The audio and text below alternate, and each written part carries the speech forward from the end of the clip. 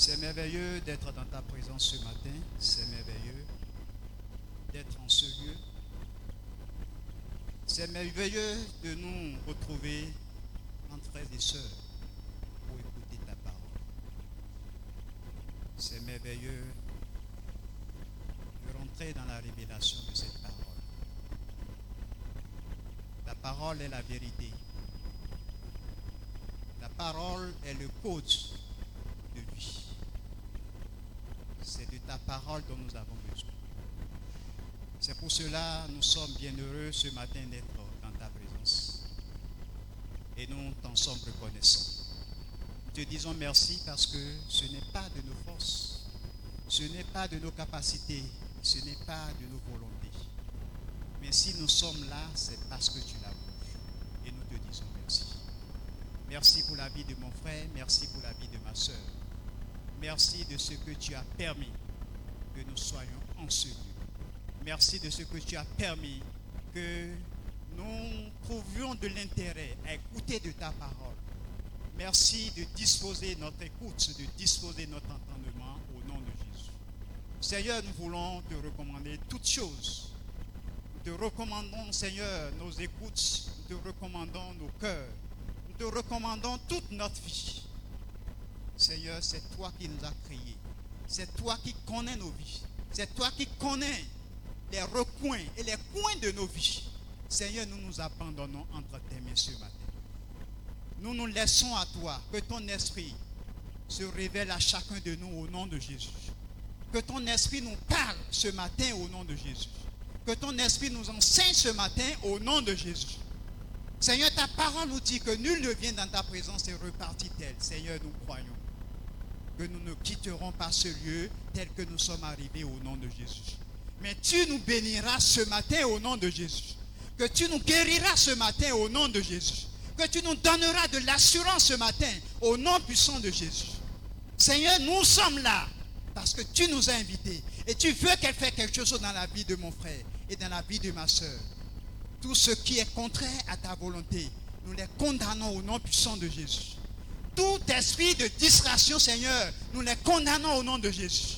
Et que ton esprit nous garde connectés à toi au nom puissant de Jésus. Seigneur, merci parce que tu l'as fait. Gloire à toi, honneur à toi, adoration à toi. Et c'est au nom de Jésus de Nazareth nous avons ainsi prié. Amen. Acclame le Seigneur.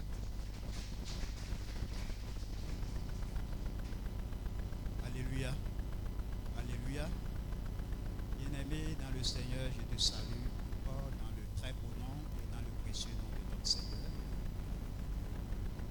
Ce matin, le Seigneur nous a fait grâce d'être encore vivants, d'être sur nos pieds et de pouvoir venir dans sa présence. C'est une grâce pour toi et pour moi de venir dans la présence de Dieu. Nous ne sommes pas là pour un homme. Nous ne sommes pas là pour quiconque. Mais nous sommes là à cause de Dieu. Nous sommes là à cause de Jésus. Alléluia. Et la parole de Dieu nous dit que là où 2 ou 3 sont rassemblés, en son nom, il est au milieu de nous. Nous reconnaissons la présence de Dieu ce matin au milieu de nous. Et nous nous disposons à ce qu'il nous conduise, à ce que le Saint-Esprit nous conduise, à ce qu'il règne, à ce que l'Esprit Saint soit manifeste en nous, au milieu de nous ce matin, au nom de Jésus. Nous ne pouvons rien faire sans la présence du Saint-Esprit. Nous ne pouvons rien faire par la chair, nous ne pouvons rien faire par le sang. Mais nous pouvons tout par celui qui nous fortifie. Alléluia. Le psalme, l'apôtre Paul nous dit, je puis tout par celui qui me fortifie. Et ce matin, je prie pour que le Saint-Esprit nous fortifie. Pour que le Saint-Esprit nous garde dans sa présence. Nous garde attentifs à sa parole. Je prie que le Saint-Esprit nous connecte ce matin au nom de Jésus. Et nous allons ce matin poursuivre. Nous allons poursuivre toujours dans le sujet qui nous conduit depuis quelque temps. Il s'agit de l'obéissance. Alléluia. L'obéissance à Christ. L'obéissance à Dieu. L'obéissance à son Créateur. L'obéissance à celui qu'on reconnaît comme étant son roi. À celui qu'on reconnaît comme étant son Créateur. L'on ne peut obéir qu'à celui sous qui on se met, celui qu'on considère comme l'autorité sur soi. L'on ne peut obéir qu'à celui qu'on accepte comme étant son Seigneur, comme son Sauveur. L'on ne peut obéir qu'à celui qu'on met à la place de son Père. Alléluia. Mais l'on désobéit facilement à celui qu'on ne considère pas, à celui qui, pour soi, ne mérite pas l'honneur, à celui pour qui on voit qu'il n'est pas digne, mais celui à qui on croit, on lui obéit. Alléluia. L'on peut obéir facilement à son père, l'on peut obéir facilement à sa mère, si on les reconnaît comme tels. Alléluia. Mais celui qui rejette son père, celui qui rejette sa mère, facilement peut le désobéir, peut la désobéir. Alléluia.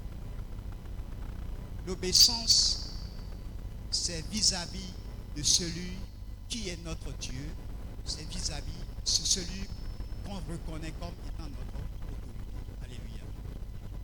Et donc, c'est ce même sujet qui va nous conduire ce matin, en ce jour de dimanche 22 mars 2026. Nous allons nous tenir sur nos pieds et nous allons prendre un passage. Ce passage est le passage de base qui va nous conduire ce matin. Je vais te prier de te mettre sur tes pieds et nous allons lire le livre de Philippiens. Je suis dans Philippiens 2.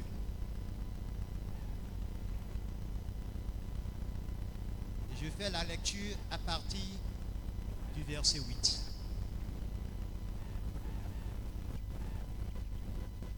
Philippiens 2, verset 8. Je lis la parole de Dieu au nom de Jésus. Il s'est humilié lui-même, se rendant obéissant jusqu'à la mort, même jusqu'à la mort de la croix. C'est pourquoi aussi Dieu l'a souverainement élevé et lui a donné le nom qui est au-dessus de tout nom, afin qu'au nom de Jésus, tout genou fléchisse, dans les cieux, sur la terre et sous la terre, et que toute langue confesse que Jésus-Christ est Seigneur, à la gloire de Dieu le Père. Alléluia. Amen. Tu peux t'asseoir.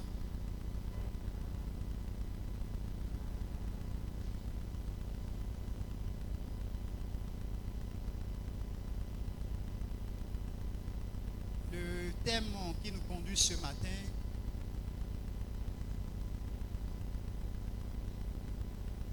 a comme titre l'obéissance, la clé de la victoire et d'une vie glorifiée. L'obéissance à Christ, la clé de la victoire et d'une vie glorifiée. Et ce passage que nous venons de lire nous démontre ce que l'obéissance de Christ a eu comme conséquence.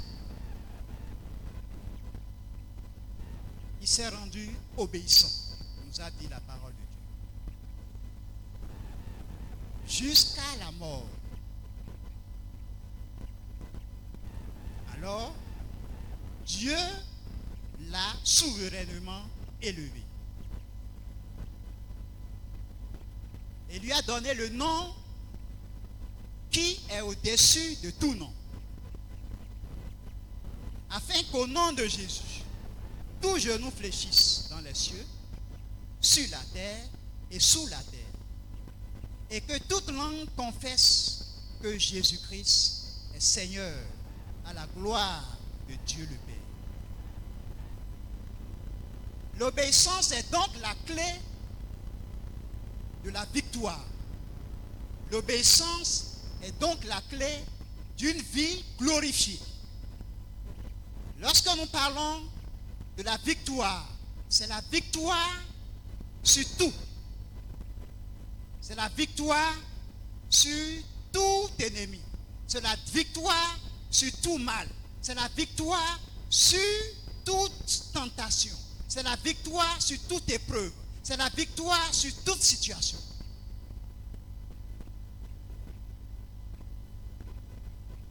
L'obéissance à Christ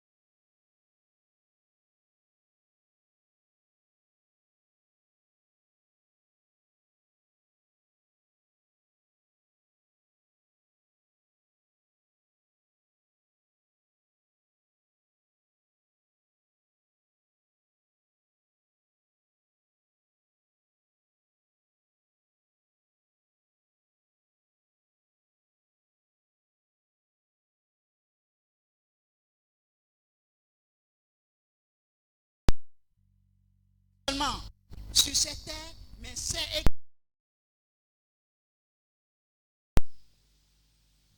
la Bible nous dit que Dieu nous a fait à son image, à sa ressemblance. Il nous a fait de peu inférieurs à lui. Et il veut nous couronner de sa gloire. Alléluia. Dieu veut nous couronner de sa gloire. La gloire sur cette terre et la gloire après notre vie. C'est la béatitude. C'est la communion avec Christ. C'est la communion parfaite avec Christ. C'est de pouvoir ceux-là qui vont glorifier le Seigneur Jésus-Christ à son avènement, à sa deuxième venue. Quand il viendra emporter l'Église. C'est la gloire que nous avons lorsque, au jour des noces, la gloire dans laquelle nous serons. C'est la victoire sur le péché. C'est un corps transformé. C'est un corps qui n'est plus un corps de péché, mais un corps qui a été transformé. Transformé pour la gloire de Dieu. L'obéissance est donc la clé de la victoire et la clé d'une vie glorifiée, d'une vie éternelle. Alléluia. Le Seigneur Jésus-Christ a été sur tout point de vue obéissant. Et comme le passage vient de nous dire, cela était la conséquence. La conséquence de cette obéissance a été sa gloire. Aujourd'hui, nous devions reconnaître que l'échec, toutes les situations que nous pouvons vivre aujourd'hui n'est que la conséquence de la désobéissance. Les maux dont nous souffrons, le manque de paix, le manque de joie, l'échec, toute situation qu'aujourd'hui nous pouvons vivre, cela ne vient pas d'autre chose que de la désobéissance. Alléluia. Cela ne vient pas d'autre chose que de la désobéissance. Et donc, pour avoir le succès, la Bible nous instruit, la Bible nous apprend, les Écritures nous enseignent que nous devions obéir. C'est pour cela qu'il est important pour nous de savoir pourquoi nous devions obéir et de comprendre comment nous devions obéir. De quelle manière nous pouvons obéir. L'obéissance ne vient que de ce que nous faisons confiance en Dieu. Celui qui ne fait pas confiance, celui qui ne peut pas s'abandonner à Dieu, ne peut pas lui obéir. C'est pour cela, le thème qui nous conduit cette année nous parle de l'abandon total à Christ. De l'abandon total à Christ. Celui qui ne peut pas s'abandonner, il ne peut pas obéir. Celui qui s'abandonne totalement à Dieu, il est capable d'obéir totalement. Alléluia. Alléluia.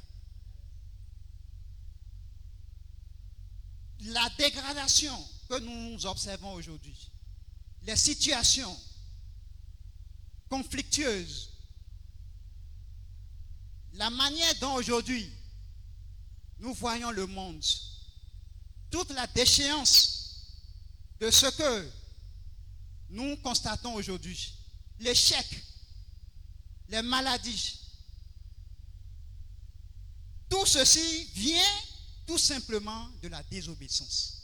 Alléluia. Et cela trouve sa source depuis le jardin d'Éden. Depuis lors que l'homme a péché, depuis lors que nos parents ont péché, alors ils ont laissé la porte ouverte, alors ils ont remis l'autorité à Satan.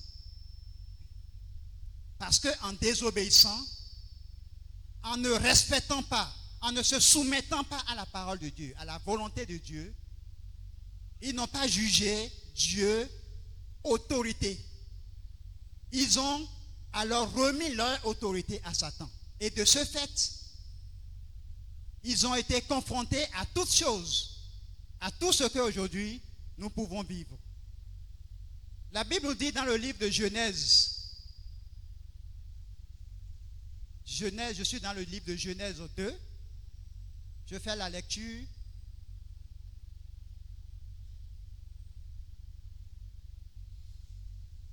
À partir du verset 24,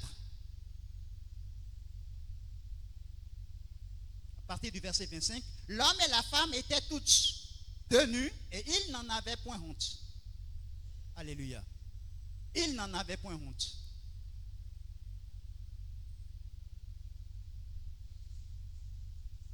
Mais après la désobéissance,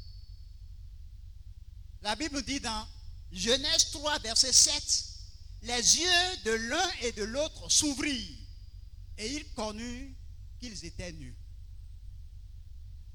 Quelque chose s'est passé entre-temps. Et cela vient de la désobéissance. Alléluia. Avant la désobéissance, l'homme et la femme étaient tous deux nus et ils n'en avaient point honte. Mais après la désobéissance, leurs yeux s'ouvrirent et ils connurent qu'ils étaient nus. Et maintenant, ayant cousu des feuilles de figuier, ils s'en firent des ceintures. Alléluia.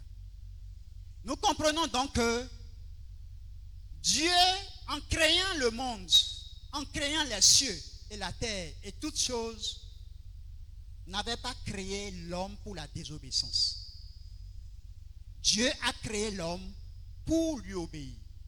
Et Dieu l'a mis dans un lieu qu'on appelle le jardin d'Éden. C'était un lieu merveilleux. C'était comme un paradis sur terre. Dieu les a mis et Dieu leur a donné l'autorité. Dieu leur a demandé de dominer sur toutes choses. Alléluia.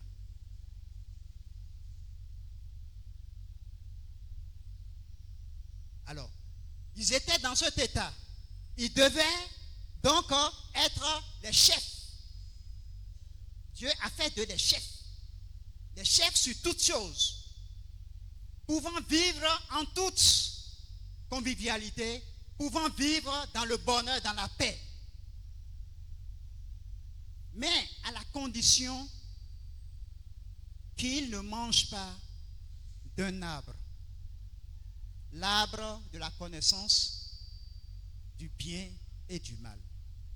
C'était à la seule condition pour que l'homme vive et vive heureux et vive en paix et vive en bonne santé et vive loin de toute situation qu'aujourd'hui nous pouvons connaître. Alléluia.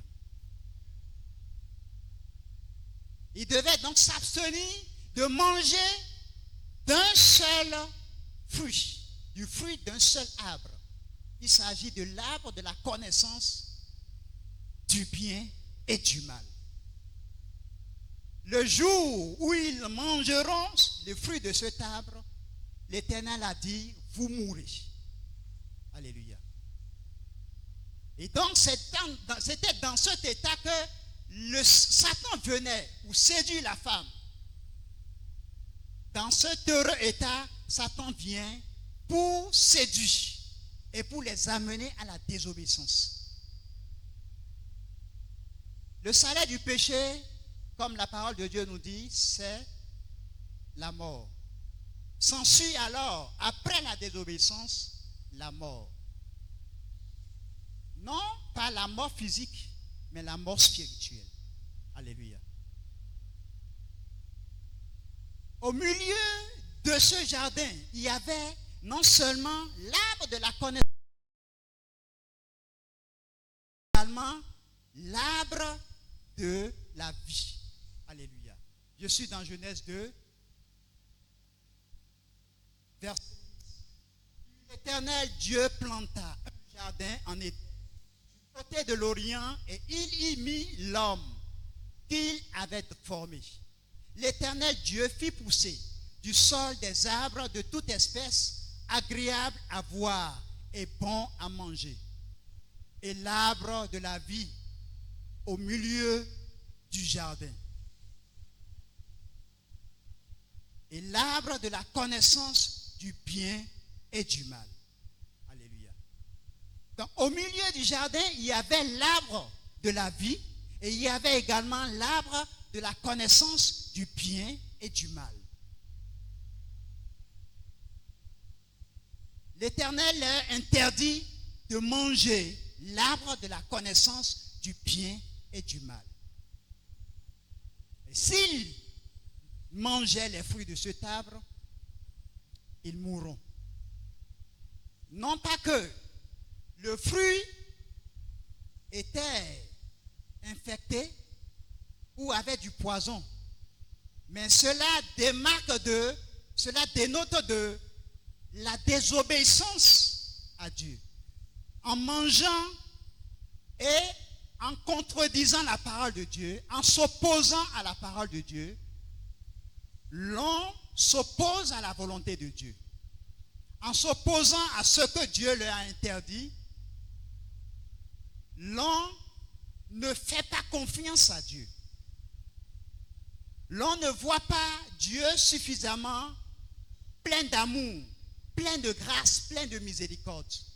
Et donc, l'on se trouve capable de pouvoir désobéir et de pouvoir donner l'autorité. Au lieu de donner l'autorité à Dieu, de donner l'autorité à autrui. Alléluia. Donc, la désobéissance d'Adam et Ève, cela signifie tout simplement qu'ils n'ont pas cru donner autorité à Dieu. Et c'est la même chose. Toutes les fois quand nous désobéissons, celui à qui nous désobéissons, c'est que nous ne le considérons pas comme étant l'autorité sur nous. Nous ne le considérons pas comme étant quelqu'un qui a un pouvoir sur nous. Nous ne le considérons pas quelqu'un qui mérite qu'on lui rende honneur, qu'on lui rende la gloire. Toutes les fois quand nous désobéissons, c'est que nous nous arrachons de la main de cette personne. C'est que nous nous rendons indépendants de cette personne. C'est que nous nous disons autosuffisants par rapport à toutes choses. Mais Dieu qui nous a créés, il nous aime. Dieu qui nous a créés, il a manifesté son amour. Et il a prouvé son amour au-delà de ce que l'homme peut espérer. Il a prouvé son amour en se donnant en lui, en mourant à la croix. La Bible nous dit qu'il n'y a pas plus grand amour de donner sa vie pour ceux que l'on aime. Dieu a donc prouvé son amour en donnant sa vie. Et si nous désobéissons à Dieu, c'est que nous disons que Dieu ne nous aime pas. Si nous désobéissons à Dieu, c'est que nous disons que Dieu n'est pas suffisamment capable. Que Dieu n'est pas tout puissant. Quand nous désobéissons à Dieu, c'est comme si nous voulons être soi-même Dieu. C'est comme si nous voulons prendre la place de Dieu. Alléluia. L'arbre de la connaissance du bien et du mal, il n'y a que Dieu seul qui avait cette prérogative-là. Cela relève du prérogative de Dieu, de connaître ce qui est bien et de connaître ce qui est mal. Alléluia. Parce qu'il est le Dieu omnipuissant, omnipotent. C'est Dieu qui connaît tout, c'est Dieu qui sait tout. Alléluia. C'est Dieu seul qui sait tout. C'est Dieu seul qui connaît tout. C'est Dieu seul qui est le tout-puissant. Et c'est donc lui qui a ce prérogative-là d'avoir la connaissance du bien et du mal. Donc quiconque désobéit, comme Adam et Ève avaient désobéi, c'est pour vouloir prendre l'une des prérogatives de Dieu. Alléluia. Satan leur dit,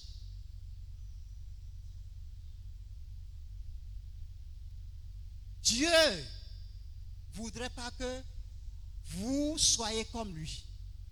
C'était en ces termes que Satan séduit Adam et Ève. Je suis dans Genèse 3, verset 4.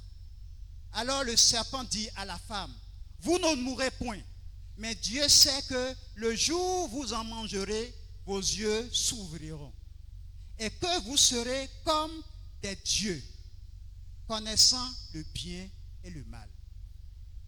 Adam et Ève, donc, en désobéissant, voulaient être comme des dieux. Alléluia.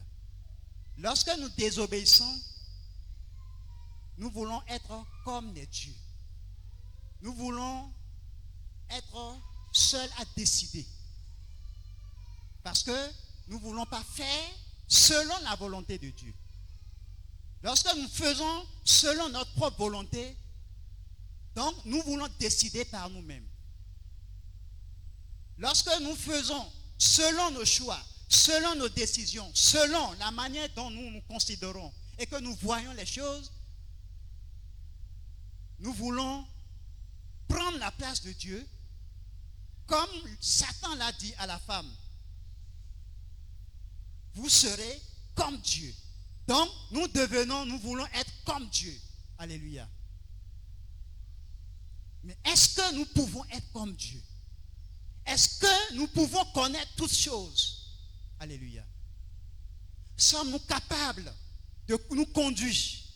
Sommes-nous capables de pouvoir nous autosuffire? Sommes-nous capables d'être responsables de tout? Honnêtement, cela est impossible. Alléluia. Honnêtement, cela est impossible. Et c'est pour cela que le roi Salomon a eu la sagesse de demander l'aide de l'Éternel. Alléluia. Le roi Salomon qui a été élevé, lui qui était mis sur le trône à la place de David, quand il a été question de conduire le peuple de Dieu, la Bible nous dit dans 1 roi 3, je lis à partir du verset 4. 1 roi 3, verset 4. Le roi se rendit à Gabaon pour y sacrifier, car c'était le principal des hauts lieux. Salomon offrit 1000 holocaustes sur l'autel à Gabaon. L'Éternel apparut en songe à Salomon pendant la nuit, et Dieu lui dit, demande que je te donne. Salomon répondit, tu as traité avec une grande bienveillance ton serviteur David, mon père, parce qu'il marchait en ta présence dans la fidélité, dans la justice et dans la droiture de cœur envers toi. Tu lui as conservé cette grande bienveillance et tu lui as donné un fils qui est assis sur son trône, comme on le voit aujourd'hui. Maintenant, Éternel mon Dieu, tu as fait régner ton serviteur à la place de David, mon père, et moi, je ne suis qu'un jeune homme. Je n'ai point d'expérience. Ton serviteur est au milieu du peuple que tu as choisi. Peuple immense qui ne peut être ni compté ni dénombré à cause de sa multitude. Accorde donc à ton serviteur un cœur intelligent pour juger ton peuple, pour discerner le bien du mal. Car qui pourrait juger ton peuple? Ce peuple si nombreux. Cette demande de Salomon plut au Seigneur. Alléluia. Cette demande de Salomon plut au Seigneur. Salomon a demandé pour discerner le bien et le mal. Alléluia. La connaissance du bien et du mal vient d'un don de Dieu. Cela ne vient pas de la désobéissance. Alléluia. Cela ne vient pas de ce que l'on est autosuffisant et que l'on peut tout soi-même. Salomon était roi. Il avait l'autorité. Il était tout puissant. Il était dans une position de choisir et de faire ce qu'il voulait. Mais il a compris qu'il a besoin de l'Éternel. Il a besoin de s'appuyer sur Dieu. Il a besoin que le Seigneur l'aide à diriger ce peuple-là. Il a besoin du discernement. Il a besoin de faire le bon choix. Bien-aimés, nous avons besoin de faire le bon choix. Nous avons besoin du discernement. Nous avons besoin de l'aide de Dieu. Nous avons besoin du conseil de Dieu. Nous avons besoin de l'appui de Dieu. Nous avons besoin du soutien de Dieu. Nous avons besoin que Dieu nous enseigne. Nous avons besoin que Dieu nous conduise par la main. Nous avons besoin d'écouter Dieu et de lui obéir. Parce que c'est lui qui est tout puissant. C'est lui qui connaît tout et qui sait tout. C'est lui qui d'avance connaît les choses. Alléluia. Salomon a compris qu'il fallait qu'il demande à l'Éternel qu'il lui accorde ce dont il a besoin. Bien-aimés, ce dont nous avons besoin est auprès de Dieu. Ce dont nous avons besoin est dans la parole de Dieu. Ce dont nous avons besoin est dans l'obéissance à la parole de Dieu.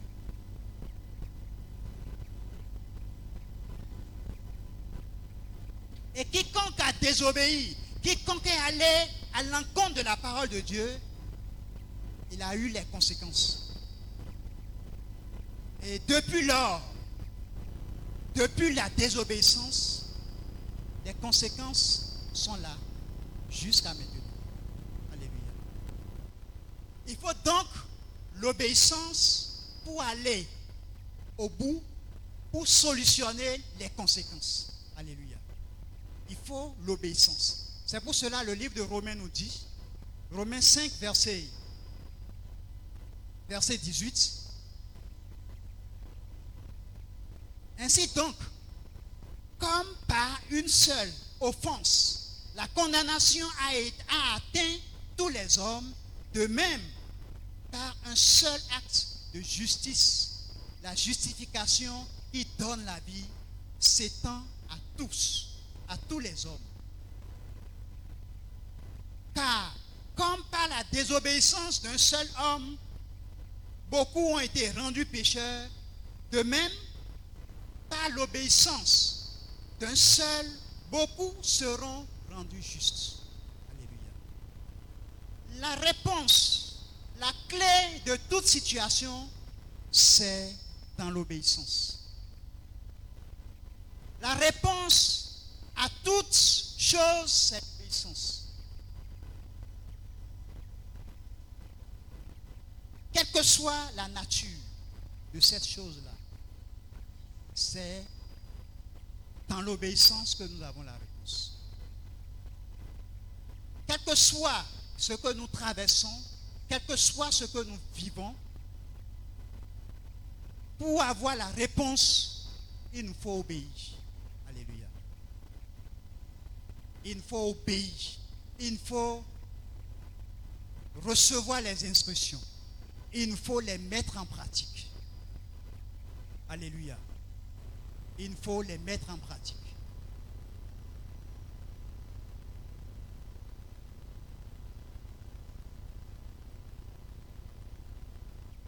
L'arbre de la vie était là. Il y avait également l'arbre de la connaissance du bien et du mal. Dieu n'avait pas interdit à Adam et Ève de manger l'arbre de la vie. Mais depuis quand ils ont désobéi, Dieu leur a interdit de toucher à l'arbre de la connaissance, l'arbre de la vie. Alléluia. Et il a dit dans le livre de Genèse, lorsque nous lisons Genèse 3, verset 22, la Bible nous dit,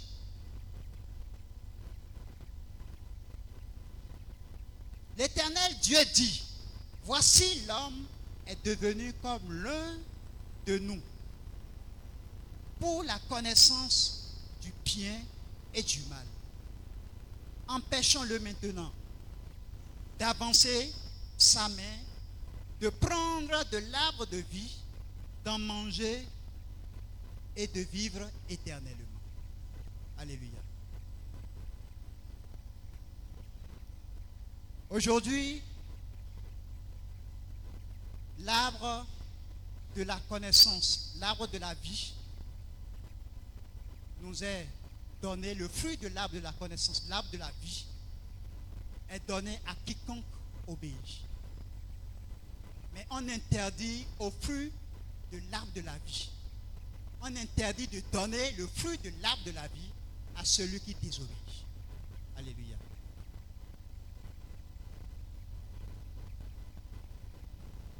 Jean dit dans le livre de Apocalypse, Apocalypse 2.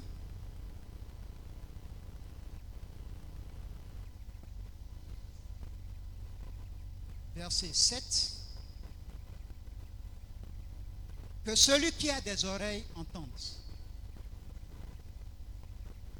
ce que l'Esprit dit aux églises. À celui qui vaincra, je donnerai à manger de l'arbre de vie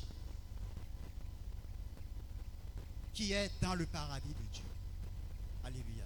À celui qui vaincra, à celui qui obéira.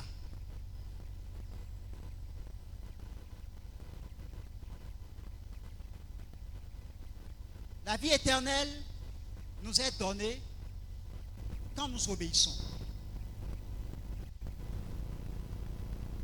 Le salut nous est donné quand nous obéissons. Alléluia. La paix nous est donnée quand nous obéissons. La joie nous est donnée quand nous obéissons. C'est à celui qui obéit qu'on donne cela. Mais à celui qui n'obéit pas, il n'a pas droit à cela. Alléluia. Donc lorsque nous voulons la paix, lorsque nous voulons la joie, lorsque nous voulons l'élévation, lorsque nous voulons le succès, lorsque nous voulons toutes choses, la parole de Dieu nous dit, à celui qui vaincra, à celui qui est obéissant, on le lui donnera. Alléluia. À celui seul qui est obéissant, c'est à lui qu'on donnera cela. Mais à celui qui désobéit, on lui privera de cela. Et donc, l'obéissance apparaît comme l'élément principal de la vie chrétienne. L'obéissance apparaît comme l'élément que Dieu veut de nous. Le but pour lequel Dieu nous a appelés, c'est pour l'obéissance. Alléluia. Et c'est pour cela, la mission de Jésus a été de ramener toute personne à l'obéissance. Lui-même, il s'est humilié, il s'est rendu obéissant, nous montrant le chemin pour que nous-mêmes nous soyons obéissants. Alléluia. Il a pris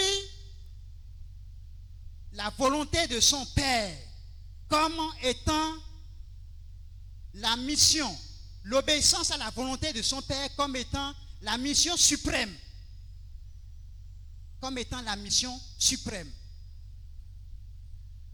Et son ultime acte d'obéissance a été d'aller à la croix. D'aller mourir pour les impies que nous étions. C'était son ultime acte d'obéissance. Et alors, parce qu'il a obéi, il est rentré maintenant victorieusement dans son ministère. Alléluia. De la même façon que Satan a tenté Adam et Ève dans le jardin, quand Jésus fit son entrée également dans ce monde, il fut également tenté. Alléluia. Il fut également tenté. Lorsque nous lisons le livre d'Hébreux, Hébreux 10,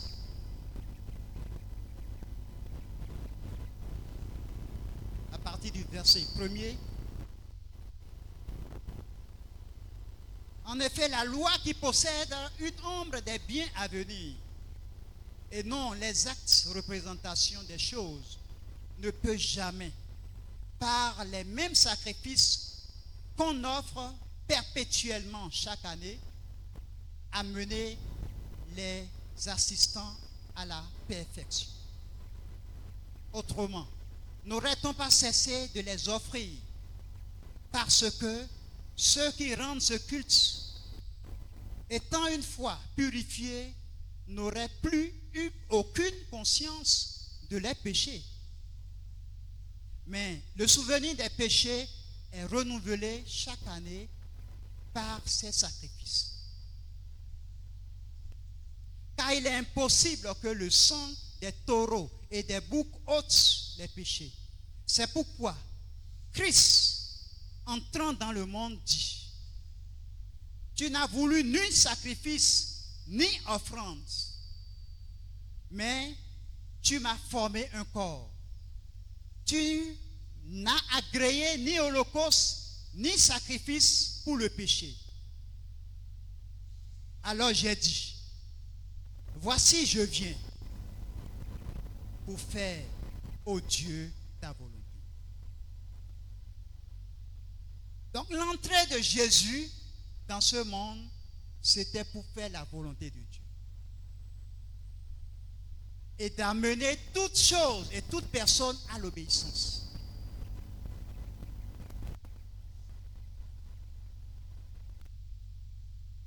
Matthieu chapitre 4.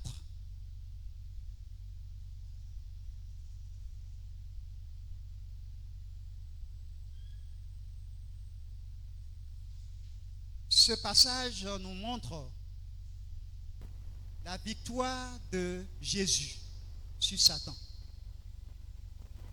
Jésus entrant dans le monde avant de commencer son ministère. Un monde déjà en perdition.